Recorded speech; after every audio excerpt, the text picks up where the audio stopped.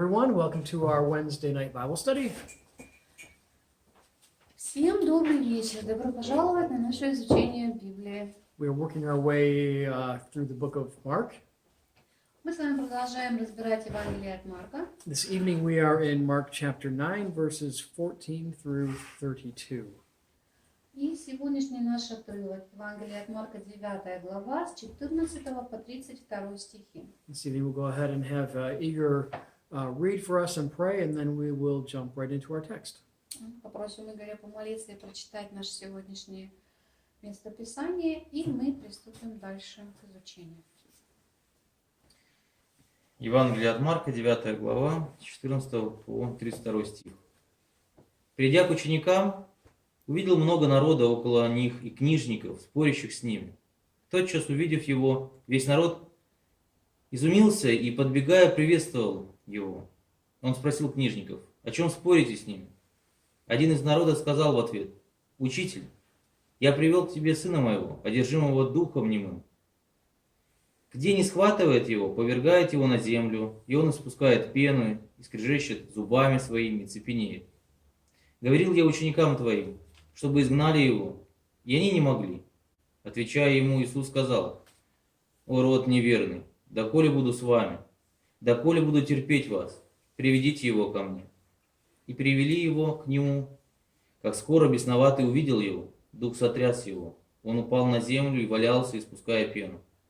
И спросил Иисус отца его: «Как давно это сделалось с ним?» Он сказал: «С детства. И многократно дух бросал его и в огонь, и в воду, чтобы погубить его. Но если что можешь, жалься над нами и помоги нам».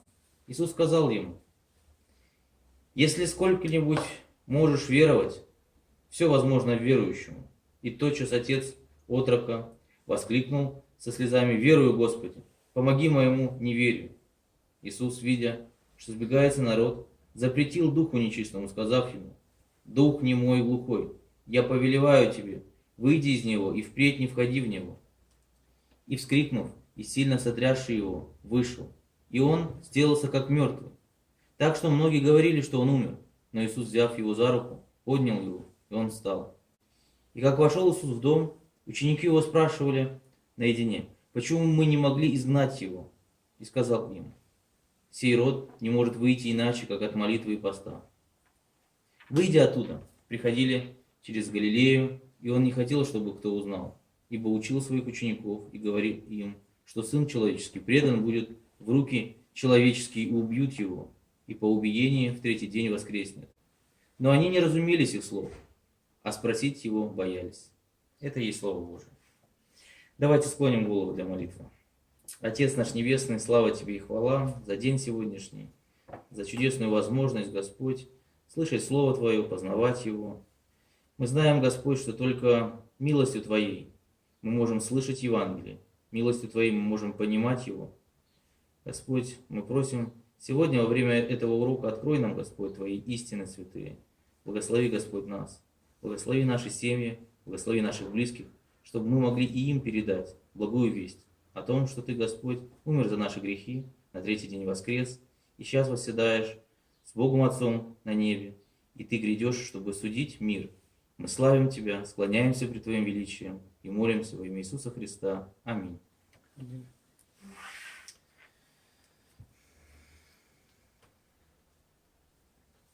So we are again continuing in the book of Mark chapter 9. Итак, мы с вами в 9 главе Евангелия от Марка. If we recall that last week we were talking about the transfiguration. На прошлой неделе мы с вами говорили о преображении. Right, and Jesus had, just previous to this incident in the text here, Jesus had taken three of the apostles, Peter, James, and John, up on top of a mountain. И мы помним с вами, что тогда Иисус взял своих учеников, Петра, Иоанна и Иакова, и взял их на большую гору. And while they're up there, Jesus is transformed, and he basically his true nature as God is revealed to these three apostles. И преобразился Иисус перед ними, и явил им свою и сущность истинную Божью. And so after this, the apostles are coming down, they come back down the mountain, and Jesus is with them. И вот сейчас тот момент, когда он со своими этими тремя учениками спускается с горы. And it reminds me, like, the whole story kind of reminds me of Moses in a way, right? Moses goes up the mountain, and he sees God, he comes down the mountain, and all this horrible stuff is happening when he gets there. И снова мне приходит на ум параллель с Ветхим Заветом, с Моисеем, да, как Моисей спускается с горы после разговора с Богом, общения с Богом, и видит там опять, что попало происходит. So the Peter, James, and John and Jesus come down the mountain, and they find themselves, find the other apostles in the middle of a conflict with the scribes that have come to speak with them. То есть Иисус и трое учеников, вот сейчас, спустившись с горы после того хорошего времени там вместе, после Богоявления, они видят, что оставшиеся ученики снова конфликтуют, с ними конфликтуют книжники. And we see in verse number 14 that they come to the disciples, and they see a crowd gathered around them, and the scribes are arguing with them. В 14 стихе мы видим, что когда они вернулись к остальным ученикам, то увидели, что тех окружила большая толпа, и учителя закона спорят с ними. Right, so the scribes now, instead of attacking Jesus, of course, they're attacking his disciples who had been doing work in his absence. Вот эти самые книжники, ранее, которые нападали на Иисуса, сейчас за неимением того, они спорят с учениками.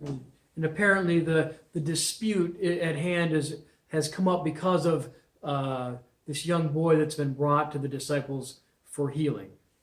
И происходит вот этот спор большой, тут большой конфликт из-за мальчика, которого привели на исцеление к ученикам. Right, obviously, probably this gentleman had brought his son, hoping to find Jesus, who he knew had been healing and teaching, hoping to find Jesus there to heal his son, but instead he finds the disciples, and he appeals to them for their help.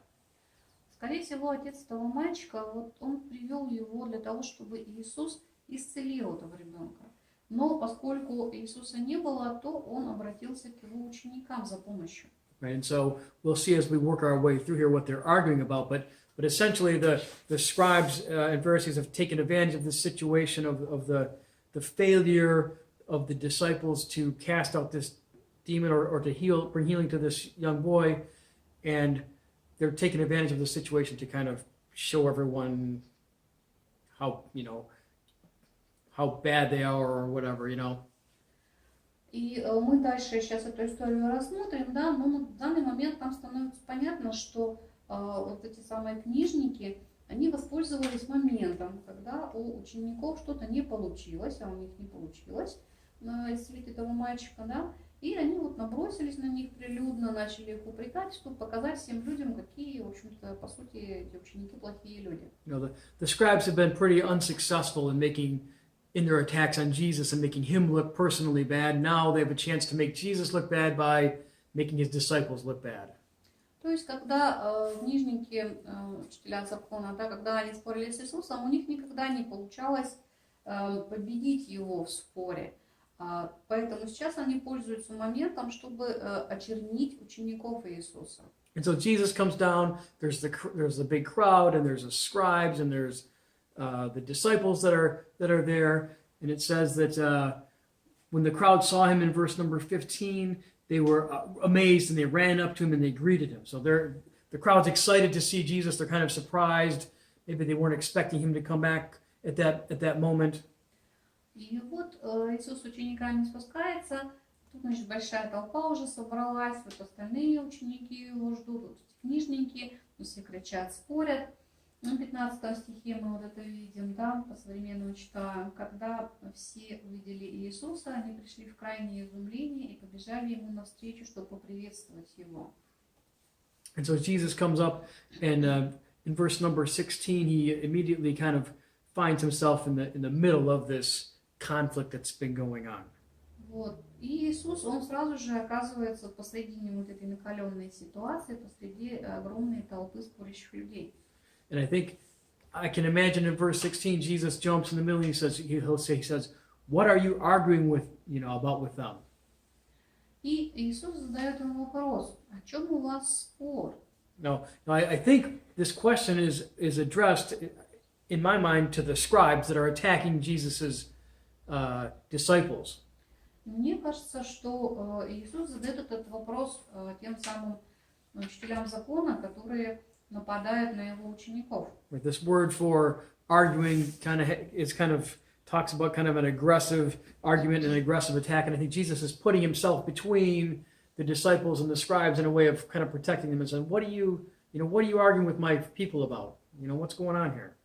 То есть вот по той лексике, которая здесь в оригинале используется, ситуация выглядит таким образом, что Иисус как бы между ними встает и начинает защищать своих учеников, да? Что вы на них нападаете, да? О чем вы спорите? And so we can kind of see that, Jesus might be by his disciples, he's talking to the scribes, and the crowd is kind of there around them, and rather than the scribes answering or the disciples answering, someone from the crowd answers Jesus. И никто ему не отвечают ему ни книжники, не отвечают ему ни ученики, и вдруг кто-то из толпы отвечает. Turns out it's the father of the young man that was brought here to be healed. И это как раз отец того самого мальчика, который вот здесь для исцеления. Right here it says in verse number 17, someone from the crowd answered him and they said, "Teacher, I brought you my son to you, for he has a spirit that makes him mute." В 17 стихе мы читаем, кто-то из толпы ответил, «Учитель, я привел к тебе сына, в него вселился дух немоты». Right, so the spiritual problem, as this guy perceives it, is his son has a spirit that is making him mute. He can't speak. То есть здесь налицо такая духовная проблема, да? В этого ребенка вселился дух, который не дает ему говорить.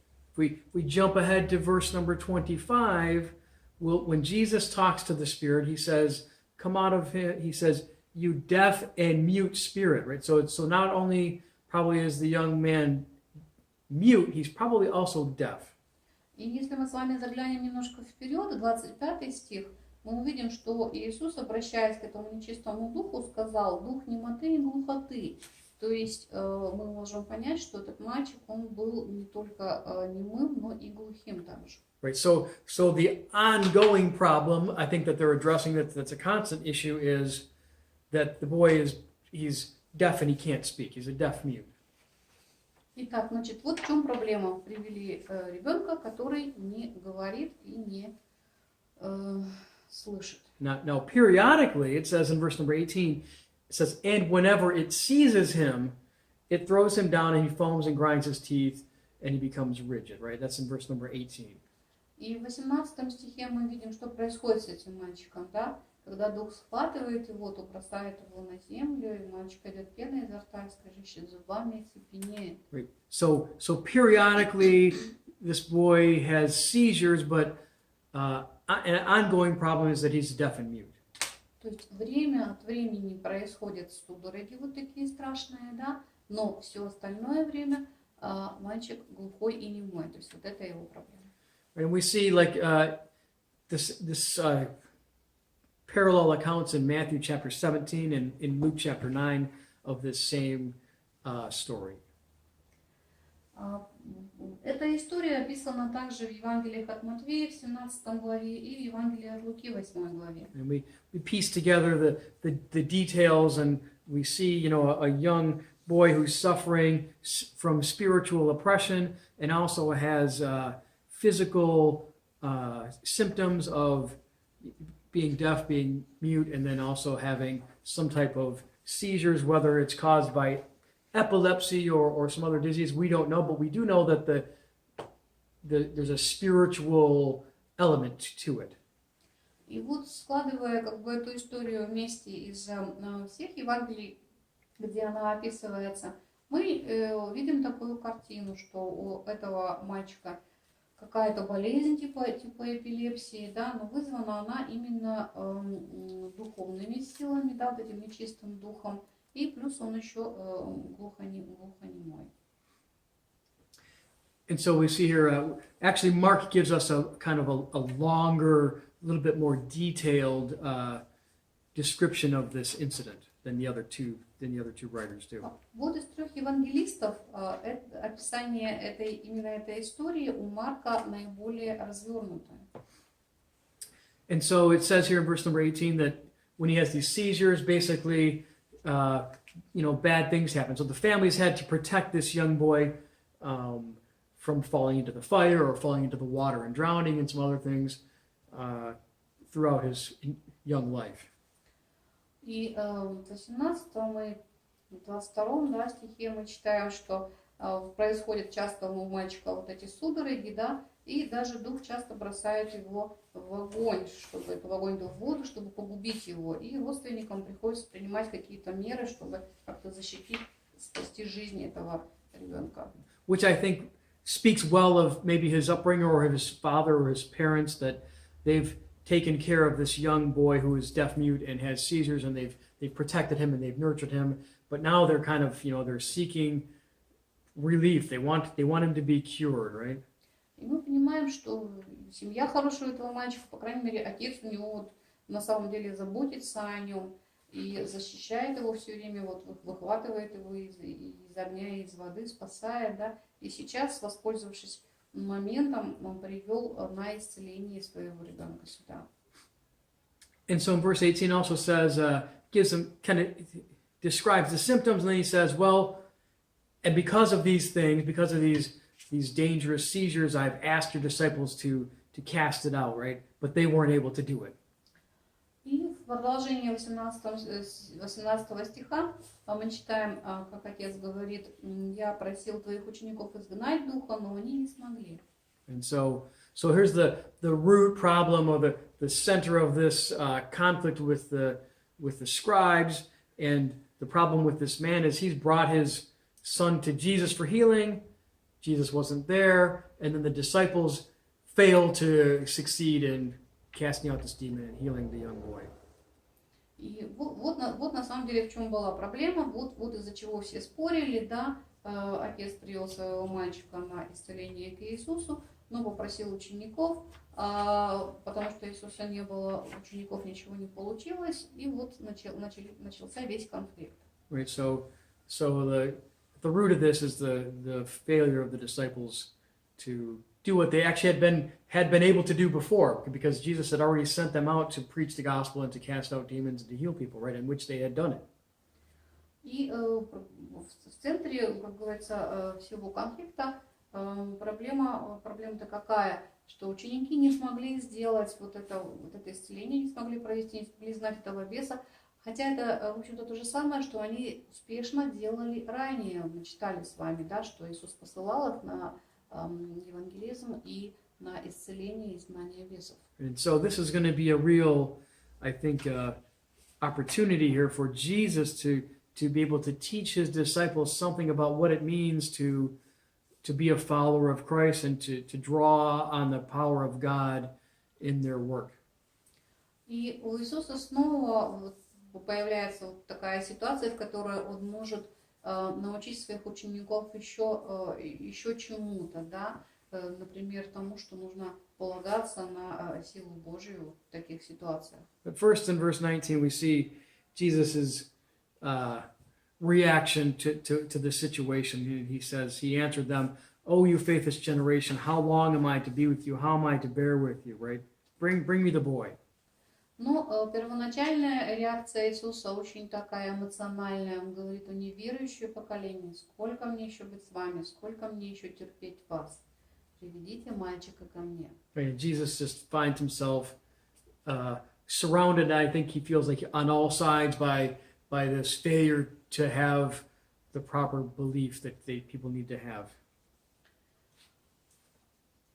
Not only from the audience, not only from the crowd, but from the disciples also, right? This lack of faith is the root of the problem that's going on here.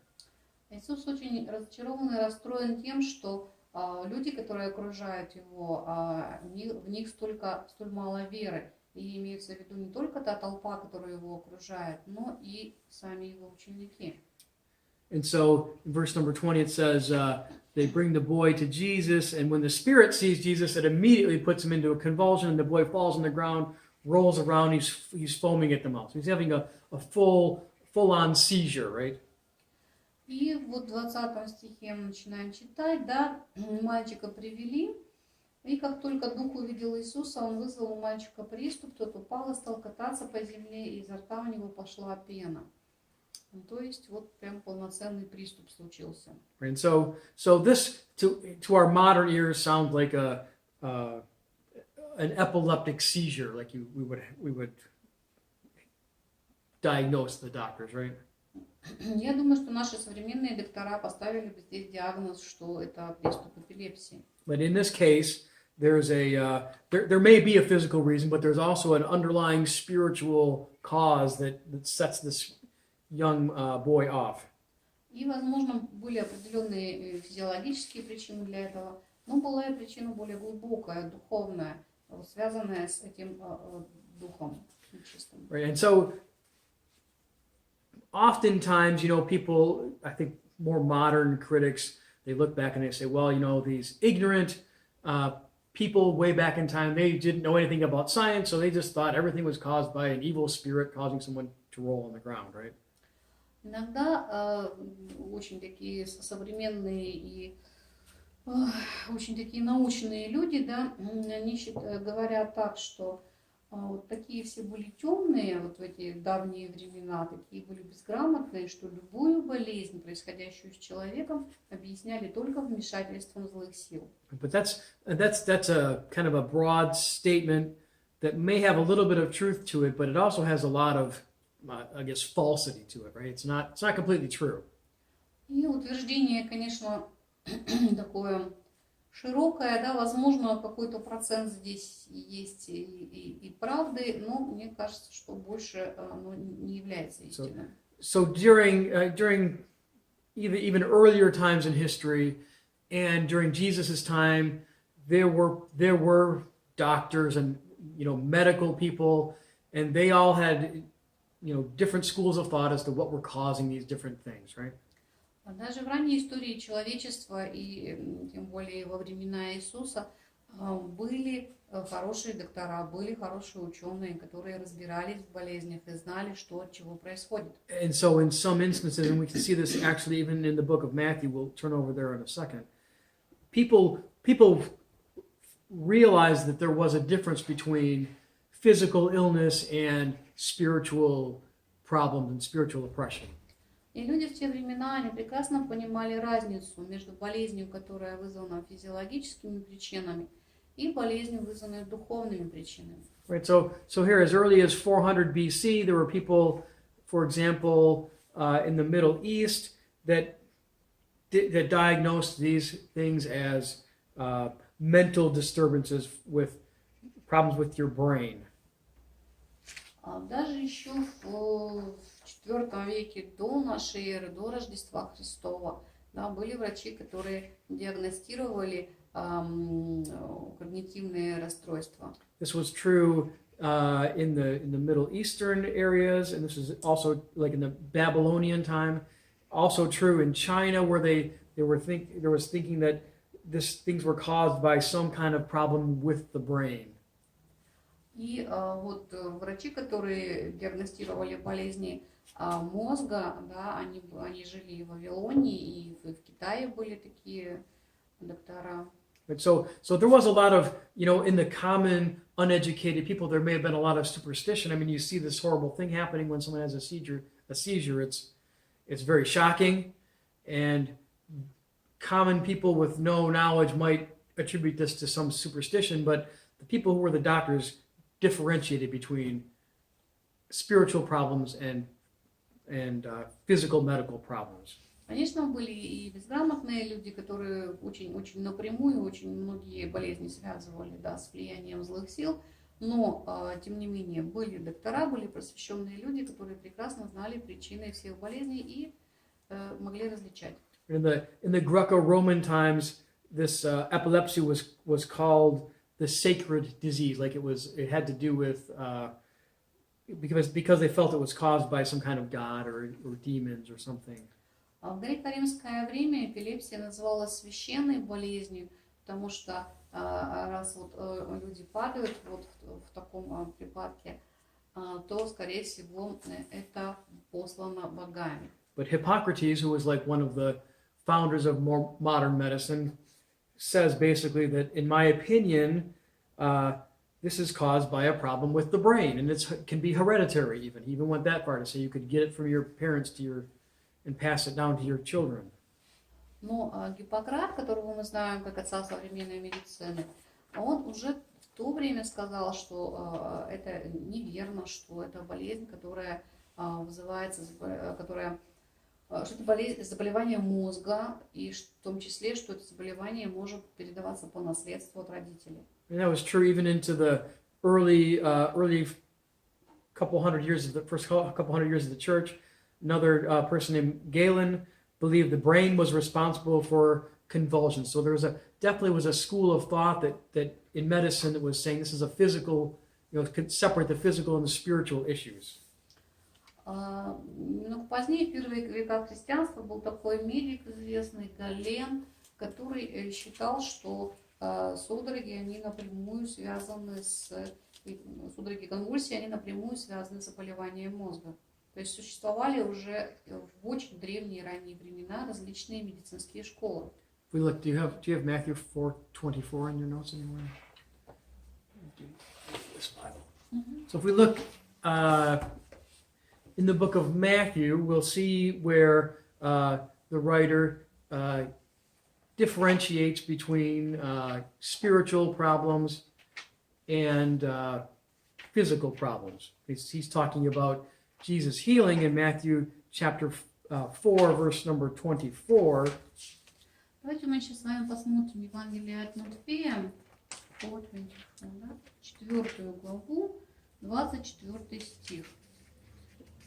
It's talking about Jesus healing, and it says that people were brought with various diseases, those suffering from pain, demon possession, those having seizures, and the paralyzed, and he healed them. So look at the different categories, right? There's a category for demon possessed, and there's a category for those having seizures in there. Так, к нему приносили всех, кто страдал от разных болезней и мучительных недугов, одержимых бесами, больных подучий и парализованных.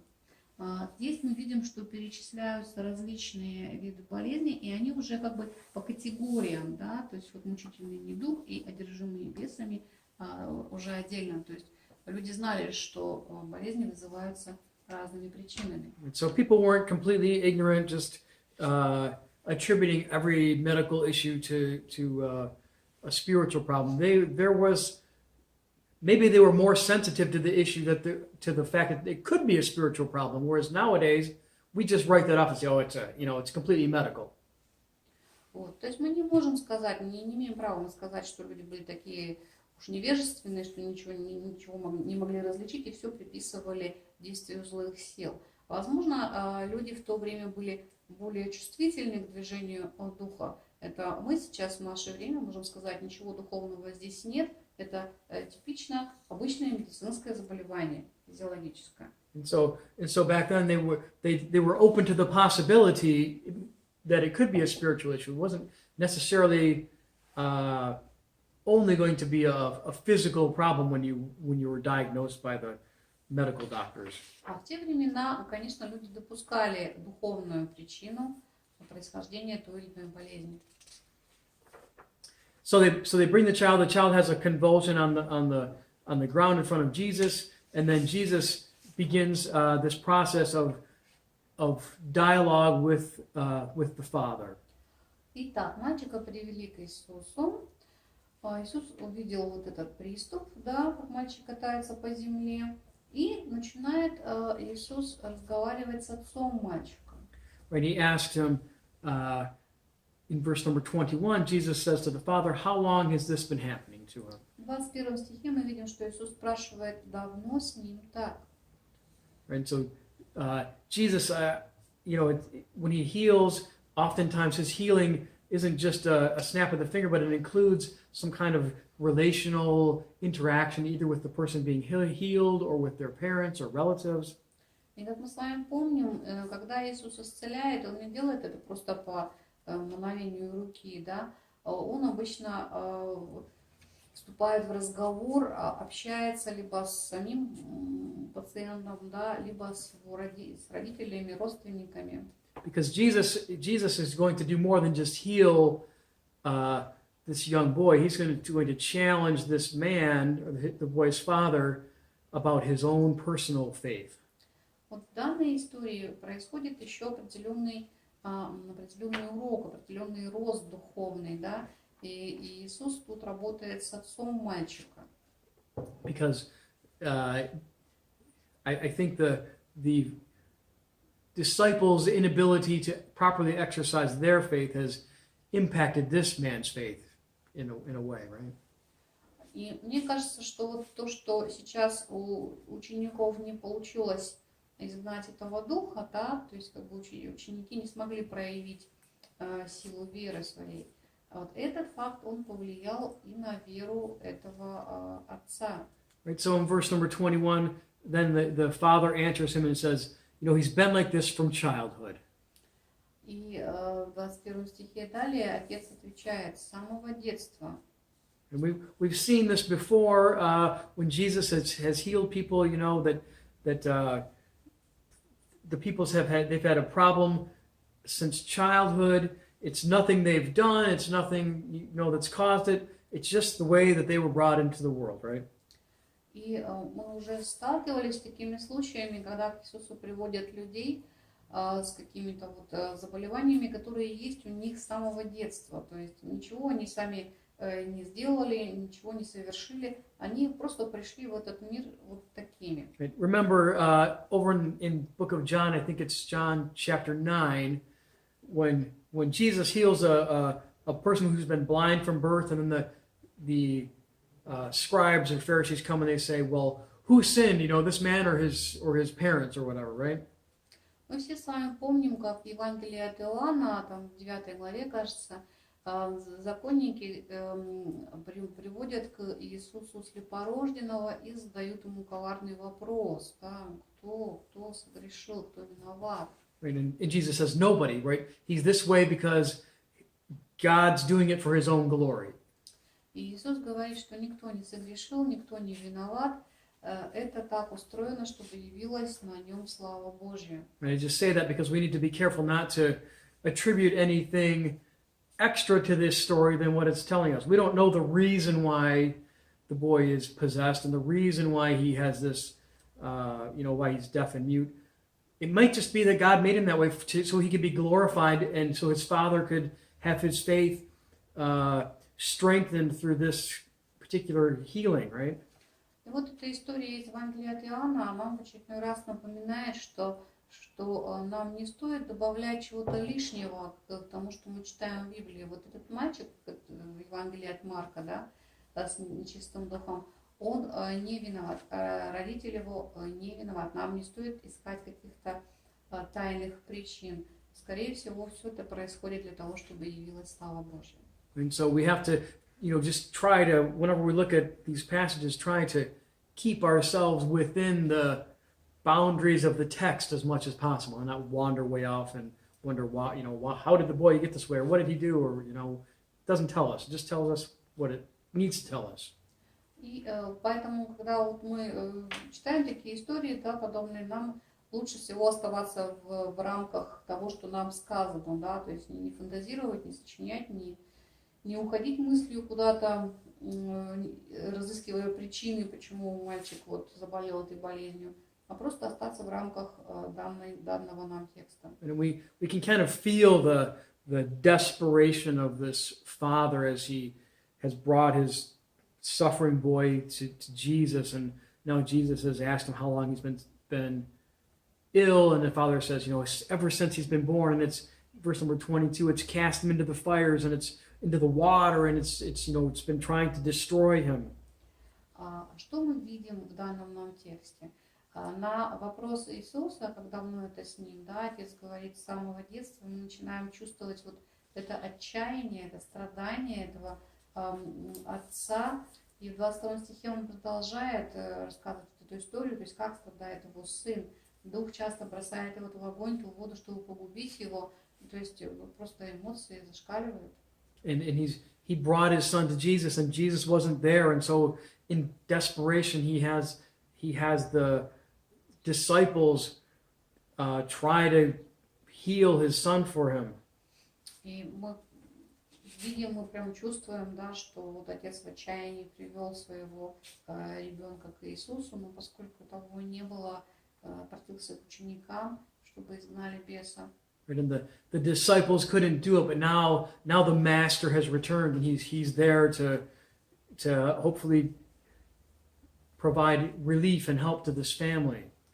Ну и если уж ученики не справились, то вот сейчас-то уж сам учитель вернулся, и скорее всего он все исправит, он сделает, он исцелит моего сына, и мы сможем вернуться в семью. Right, and so the man says, you can see the beginnings of his doubt here in verse 22 from his experience with the disciples. And he says, if you can do anything, have compassion on us and help us. И здесь же в 22 стихе мы начинаем чувствовать, что у отца начинает появляться сомнения после этого первого неудачного опыта, да, у него начинает появляться сомнения. Поэтому так интересно звучит эта фраза у него: «Сжалься над нами, помоги, если ты что-нибудь можешь сделать». And so he's I don't know if he's hedging his bets a little bit, but he's hopeful that Jesus will be able to do what needs to be done. And Jesus, in verse number 23, in a way of maybe answering him, says, if you can, like, if I can, what do you mean if I can? И ответ Иисуса, он очень интересный, тут нужно, конечно, смотреть современные переводы, да. Иисус отвечает ему с такой интересной интонацией: да что значит, если можешь? What do you mean? Do you think that anything is impossible for me? Right? Jesus is saying, nothing is impossible for me. Кто верит, тот может все. То есть Иисус говорит этому человеку, что для меня нет ничего невозможного. The question is, what's possible for you? What do you believe that I can do what I say I can do? И вот каким-то образом здесь еще и передается вот такая вот мысль, да? Для меня все возможно, но какова твоя вера? Ты веришь или нет, что это возможно? Right. So Jesus, for someone who believes, Jesus is saying, for someone who believes, he can do anything. All things are possible. У кого есть вера, тот может все. And so, verse 24, the father, who at this point is desperate, says, I believe, help my unbelief. И в 24 стихе мы видим, что вот отчаявшийся отец, да, он обретает надежду и восклицает: я верю, но помоги мне преодолеть мое маловерие, да, или как у нас в синодальном, да, Господи, помоги моему неверию. It seems almost like a contradictory statement. I believe, but help my unbelief because I don't believe, kind of thing, right? И вроде такое какое-то само себе противоречит его это утверждение, да, что верю, помоги моему неверию, с одной стороны верю, с другой стороны не верю. It's kind of this cry of a man who he knows he needs faith to have his son healed, but he also doesn't think he has the faith that he needs to have his son healed, right? Вот тут такие метания человека, который понимает, что да, ему нужна вера для того, чтобы исцелился его сын, но все-таки он немножко сомневается, а хватит ли. I think this is a man who has a true, maybe he doesn't know it, but he has in a way a true grasp of what faith is, right? И мне кажется, что здесь как раз тот самый момент происходит, когда человек начинает понимать, что такое истинная вера. Sometimes I think in Christian circles we have this thing where you need to believe harder. Like we can just kind of go like this and just believe harder, right? Or that's the kind of thing that people try to tell you how to have more faith. Believe harder, do it, go. Иногда у нас в христианских кругах получается так, что вот сейчас вот я поверю, сейчас вот я напрягусь и еще, сейчас зубы сожму, еще поверю сильнее. И люди тебе так еще со стороны говорят, давай, давай, нужно верить сильнее, напрягись. Right? But this man has faith in a way that he realizes how small and how inadequate his faith really is, right? Но у этого человека и его истинная вера, она сейчас заключается в том, что он адекватно смотрит на свою веру, он понимает, что, может быть, она мала. It's a man with faith, but a man with doubts now, especially now that he's seen this failure of the teacher's disciples, right? Перед нами человек с верой, но, возможно, человек, у которого начали появляться сомнения, особенно после вот этого неудачного опыта исцеления учеников. When he in his faith, he completely has to rely on Jesus, and that's the root of this man's saving faith, right? He has so little faith that he has to rely on Christ. That makes sense. И, конечно, вот в этом понимании, насколько у него может не хватать веры, да, человек все, что у него есть, возлагает на Иисуса. We're talking about the father's faith and how it was, insufficient. So he relies on Jesus for his faith, right? He says, I don't have faith. I have faith, but help me in my unbelief, right? Так снова о вере этого человека, да, вера этого отца полностью зависит от Иисуса, да, он понимает, что мало у него веры, ему нужна помощь Бога. Which is interesting because the reason for the disciples' failure to heal this young man is probably because they were relying on their own faith rather than relying on the power of Christ, right? They had relied on themselves rather than relying on Christ. Вот интересно, давайте подумаем, возможно, что у учеников не получилось исцелить этого мальчика именно потому, что они полагались на себя, полагались на свою веру больше, чем полагались на Иисуса. And so this man throws himself completely on the mercy of Christ and just says, help my unbelief. And so verse number 25, the crowd begins to come together. А этот несчастный отец, он полностью уверяет себя в воле Иисуса. И в 25 стихе мы видим, что снова сбегается толпа. And so Jesus then, before the crowd can gather and around him, he rebukes this unclean spirit. He says, you mute and deaf spirit, I command you to come out of him and never enter him again, right? И чтобы уже не оказаться посреди этой толпы, Иисус прекращает разговор, да, и приказывает этому нечистому духу, дух немоты и глухоты, приказываю тебе, выйди из него и больше никогда не входи. And so Jesus in himself has the power and the authority to cast these demons out.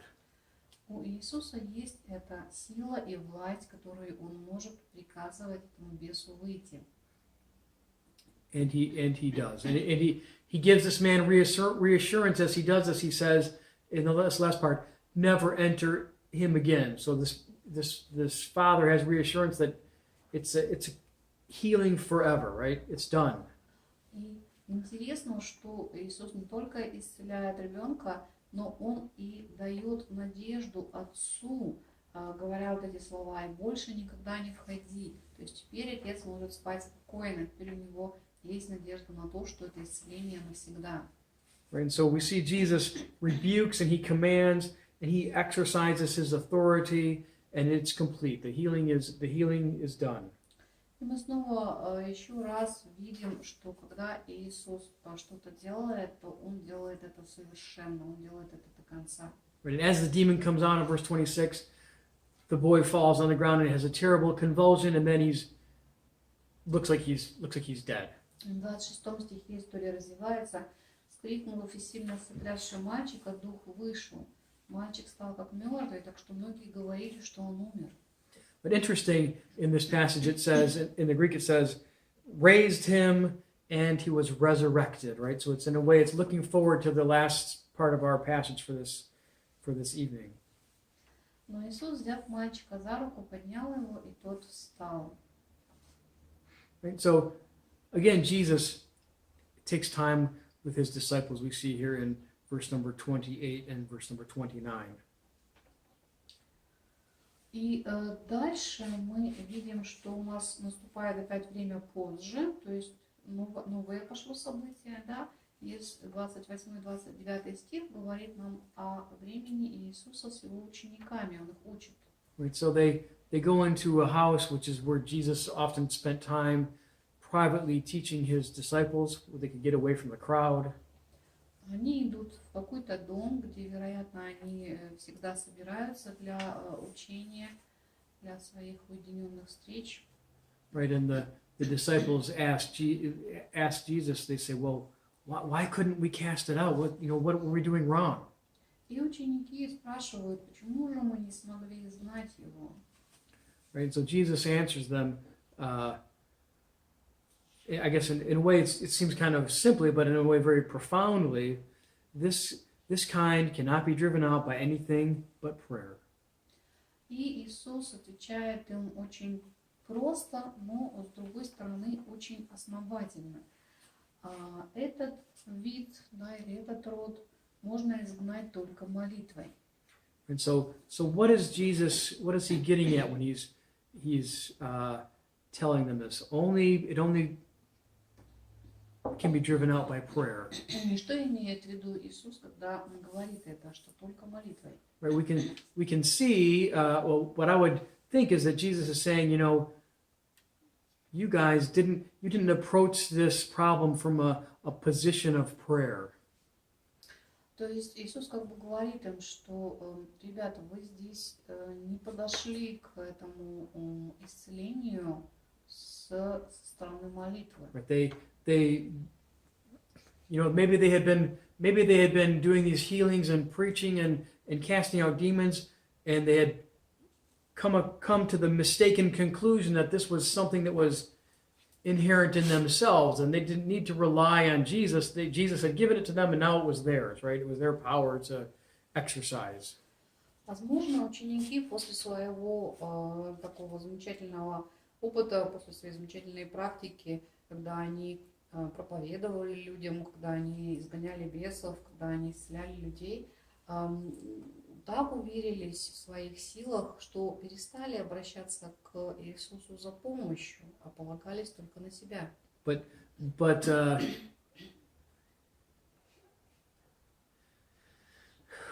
what they had failed to do is they had failed to rely on Christ, right? They had failed to come to God in prayer with this problem, to ask for the power for this healing. Like they failed to exercise their faith through their prayers, right? И в данном конкретном случае, почему у них не получилось исцелить мальчика, потому что они слишком положились на себя и не положились на Бога, не призвали Иисуса, не обратились к Нему. When Jesus casts out the demons, he does it by his own power and by his own authority, because he's God. Когда Иисус изгоняет бесов, он делает это своей силой и своей властью, потому что он Бог. But when the disciples operate, they need to do it through the power of Christ also, and they need to do that by prayer and by believing. Right? Their faith is expressed by their prayers to God, right? Но когда ученики это делают, они должны делать это силой именем Иисуса, и то, что они полагаются на Него, оно должно выражаться в молитве. And so unlike this father who completely threw himself onto Christ and said, I believe, but I don't think I believe enough. Help me, kind of thing. The disciples kind of took it upon themselves and thought they were the ones maybe that were going to, through their own power, do this healing for this young boy. Если мы сравним здесь отца этого мальчика и учеников, то получается, что отец-то он как раз прибежал в молитве к Иисусу, сказал, что сам ничего не могу, да, маловерен, помоги мне, на тебя полагаюсь, а ученики как бы больше положились на себя, поэтому у них ничего не вышло. And this is one of these things that we need to learn from this situation, is that we don't come to God with our faith and our prayers from a high position of power. We come to God because we're inadequate. We have no power. We have to rely completely on God and on Jesus for our faith and for our salvation, right? И также и мы с вами, не должны приходить к Богу такие исполненные своей силы, а напротив, мы должны приходить к Нему за этой самой силой, наполняться им, исполняться им, молиться. We need to go to God and acknowledge that our faith is inadequate. We aren't perfectly faithful. We don't always have strong faith, right? Мы не можем прийти к Богу и начать гордиться своей замечательной, сильной и крепкой верой, да, потому что и вообще неправда, и частенько наша вера очень мала. God works through our weakness. И через наши слабости, именно через наши слабости Бог работает. And even then, even the small amount of faith we do need is only minuscule, and God can work through that. Right? He said, you need the faith the size of a mustard seed. That's all the faith we need. И нисколько нам с вами нужно веры в нашем служении, в нашей жизни, да? Как было сказано, что если вера ваша будет хотя бы с горчичное зерно, хотя бы с маленькое зернышко, то уже получится. Right? Even if you can have that much tiny faith, you can move mountains. И даже если вера ваша с горчичное зерно, то сможете и горы передвигать. And we need to be realistic about our faith, and realize that these things don't come from us. It's not a strength that comes from us that I'm such a great Christian and I have this internal faith that's so strong. No, we have to throw ourselves on the mercy of God and on His strength. That's what we need to rely on.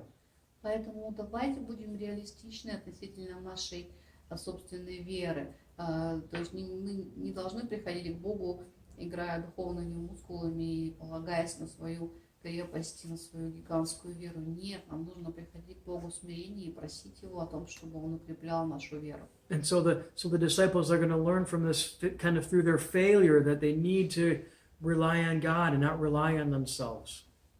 И вот здесь, в этой истории, ученики получают очень хороший урок того, что нужно полагаться на Бога, а не на самих себя.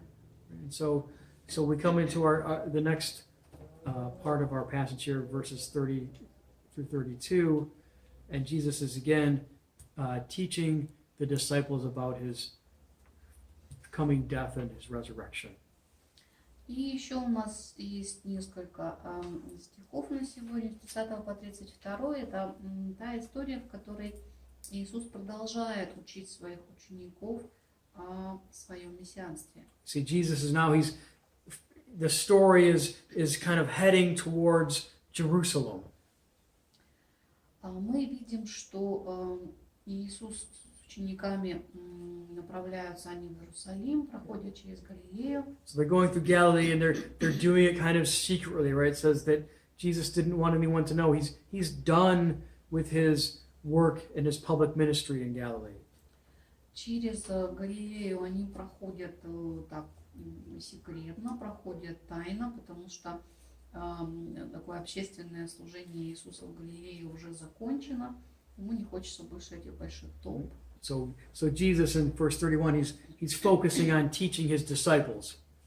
В 31 стихе мы видим, что Иисус начинает снова учить своих учеников. And so we see in verse number 31, He says, the Son of Man is going to be delivered into the hands of men, and they will kill Him, and when he is killed, after 3 days He will rise. И учил своих учеников, говорил им, что Сын Человеческий предан будет в руки человеческие, и убьют Его, и по убиении в 3-й день воскреснет. And so the disciples understood at this point that Jesus was talking about Himself. Right? И ученики понимают сейчас, что Иисус говорит сам о себе.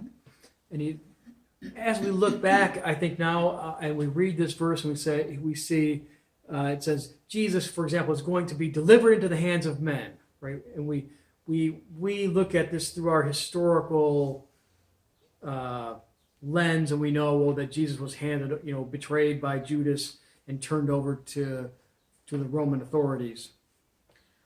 И когда мы с вами читаем вот это вот выражение «предан будет в руки человеческие», у нас сразу же, ну, поскольку мы с вами уже знаем, что случилось исторически дальше, да, у нас сразу же возникает в голове вот этот вот образ предательства Иудой Иисуса Христа.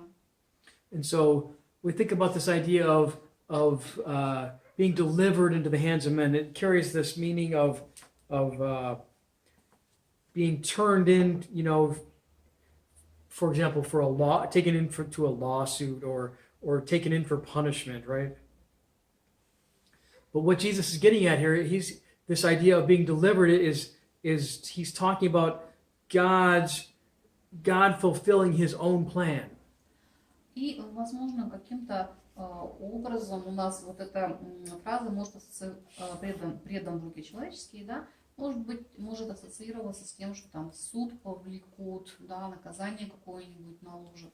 Но когда Иисус говорит вот это о себе, он как раз имеет в виду, что все в руках Божьих. In a more deeper theological sense, God is the one who hands his son over to take on the sins of the world and to take our punishment. И в более глубоком теологическом смысле, да, если мы здесь посмотрим, мы увидим, что сам Бог вручает своего сына вот в эти руки человеческие, да, во искупление всех остальных людей. So Jesus is handed over into the hands of men by God so that God can fulfill his plan of salvation. Иисус передается в руки человеческие самим Богом для того, чтобы Бог мог исполнить и завершить свой план спасения. None of this happens by accident. Ничего из того, что произошло с Иисусом, не произошло по случайности. It's been God's plan all along. С самого начала и до самого конца это был Божий план. Jesus knows about the plan. He's been trying to tell his disciples about it, right? Иисус прекрасно знал этот план и постоянно об этом говорил ученикам. Right. So it's not a surprise to Jesus. He knows the three-part plan, right? He's going to suffer, he's going to be killed, and in 3 days he's going to rise. Иисус знает, что в этом плане есть 3 части. Ему надлежит пострадать, ему надлежит быть убиту и, в-третьих, воскреснуть на 3-й день. It's interesting. We'll have to read a passage from 2 Samuel about how David feared being turned over into the hands of men.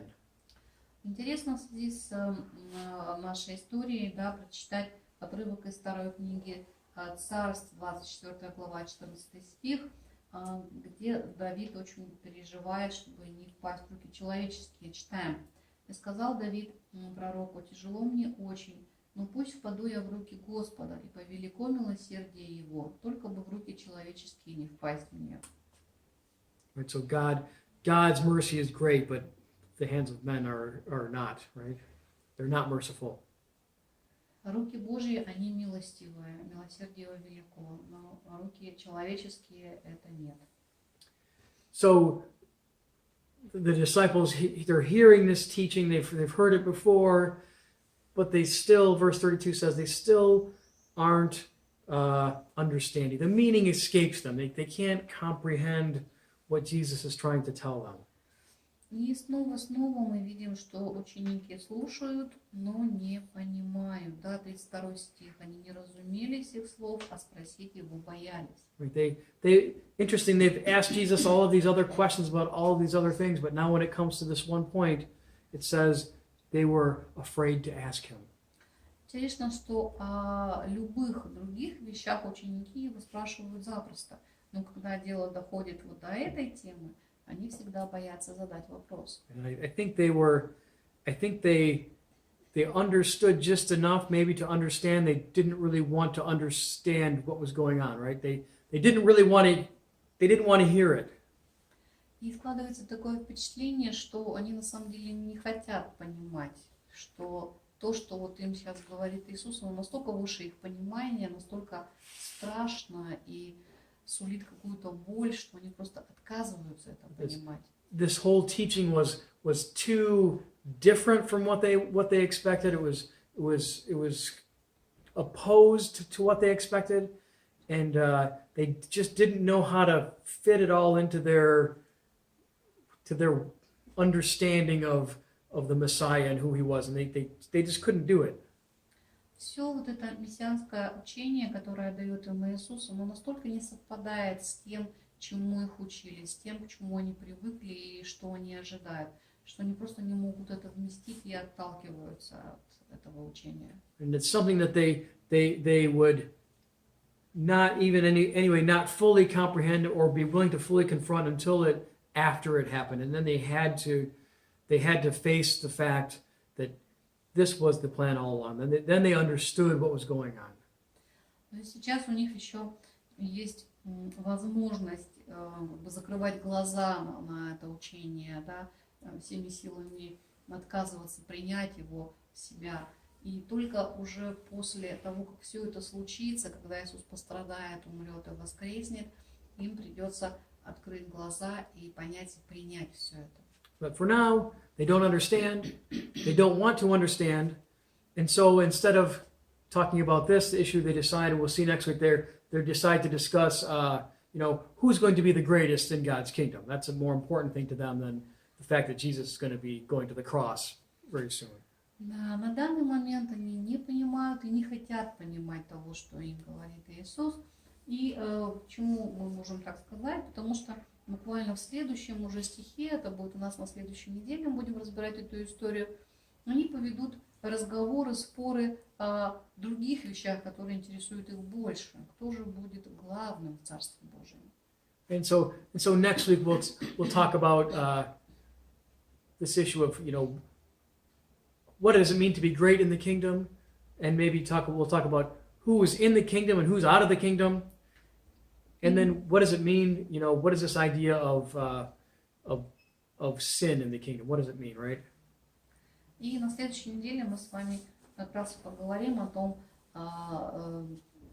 кто может быть главным в царстве, кто может быть на большом, да, о том, что значит вообще быть в царстве, кто может там быть, кто не может, и о том, что такое грех в свете Царства Божьего. And that'll take us to the end of chapter 9 next week. But for now, we'll go ahead and we will close in prayer. If you have any questions, go ahead and you can send those to me on the Viber group. И, возможно, в следующий раз мы с вами до конца главы как раз и дойдем. Сейчас же мы будем заканчивать. Я напоминаю, что вы можете присылать ваши вопросы и комментарии в нашу группу в Viber. Отец наш Небесный, мы благодарны Тебе за эту возможность, которую имели слышать Слово Твое. Спасибо, Господь, за проповедников, которых Ты посылаешь. Благослови, Господь, все церкви, которые сейчас находятся в тяжелой ситуации из-за этой пандемии. Благослови, Господь, также их занятия, те записи, которые они делают, чтобы мы могли доносить Твое Евангелие, Господь, посредством этих технических решений. Благослови, Господь, нашу общину. Благослови, Господь, все наши семьи. Спасибо Тебе за сегодняшний прекрасный день. Молимся во имя Отца и Сына и Святого Духа. Аминь. Аминь.